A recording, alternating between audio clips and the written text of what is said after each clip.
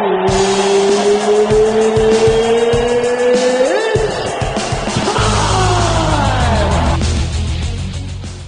start with a recap of last week's show where Dana White calls James Vick a force to be reckoned with as he learns and gets better all season. He also talks about how nobody on Faber's team raised their hand when Cruz gave Faber a chance to pick the opponent, so Faber picked Cristiano Marcelo to face his top prospect Justin Lawrence. Team Cruz is all laughing about the fact that nobody on Faber's team volunteered. Cruz himself says that's Faber's fault because as the coach he should have stepped up.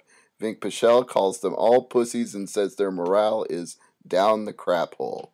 We go to Chris Tickle, who's trying to egg on the Team Faber fighters in the house, talking about how nobody would raise their hand.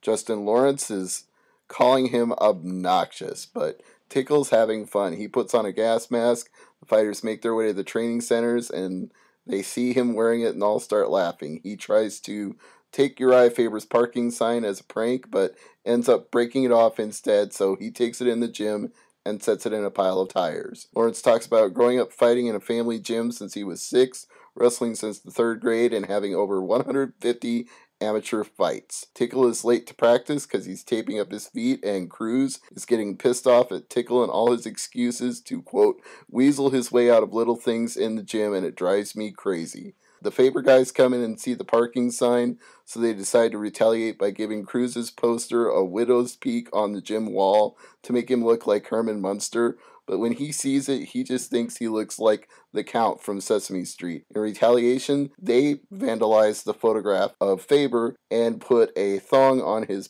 butt chin. Don't get mad at me, that's how they worded it.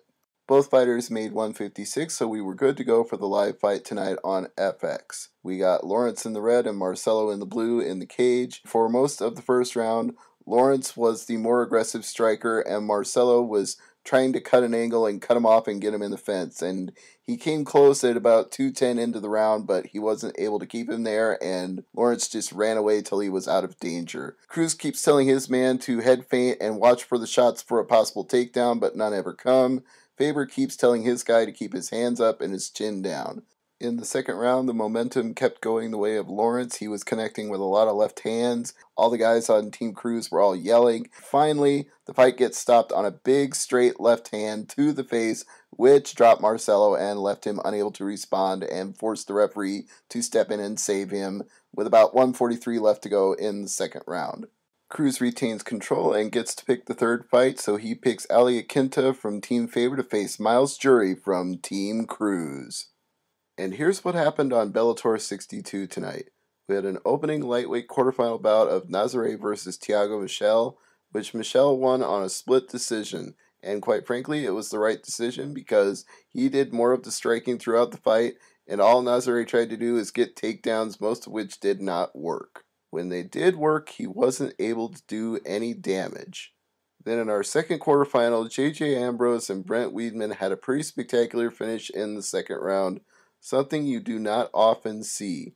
Ambrose looked to be in control early in the start of round 2 when he took Weidman down on a badly thrown kick, but then Weidman managed to roll through and get side control and go for a crucifix, and as he was getting warm for shots to the back of the head, he switched and transitioned to a submission, a Von Flue choke. The official time of the fight was 3:26 into the second round.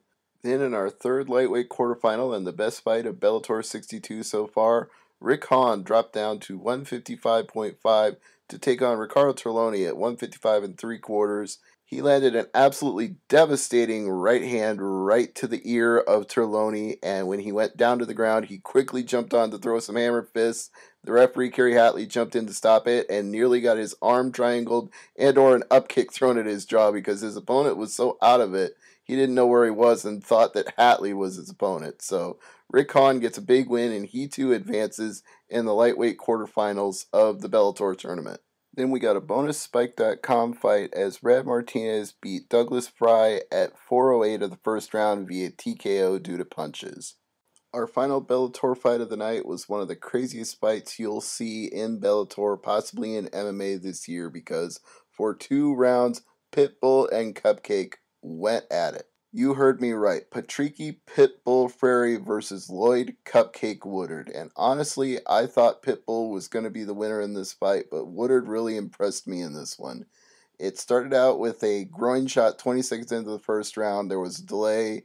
He got time to recover. Then Woodard dropped Pitbull with a left, and they had one of the wildest scrambles of a round you'll ever see, each going after each other with knees and fists and going after submissions on the ground, and Pitbull going for the takedowns and Woodard sweeping him. And in the second round, we got another rock'em sock'em battle 1 minute into the fight, and Pitbull got hurt by a knee. Woodard wound up on top of him 90 seconds into the second round, and he went for a Kimura, and Pitbull didn't want to tap out, but eventually he did, and by that point, his arm had already been dislocated or possibly worse. So Lloyd Woodard is the final one to advance in the Bellator 62 lightweight quarterfinal tournament.